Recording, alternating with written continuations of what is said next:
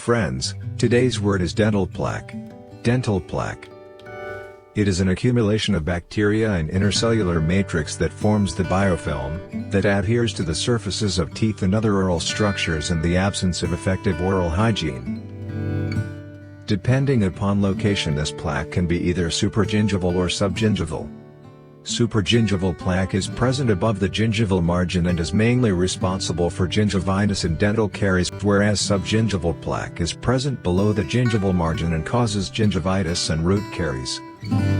Dental plaque starts forming by the accumulation of salivary glycoprotein over the tooth surface, which later on acts as a medium for the attachment of bacteria. If plaque is not removed by brushing, it undergoes mineralization and results in formation of calculus. Please like, share, and subscribe to the channel. Thanks for watching and keep learning.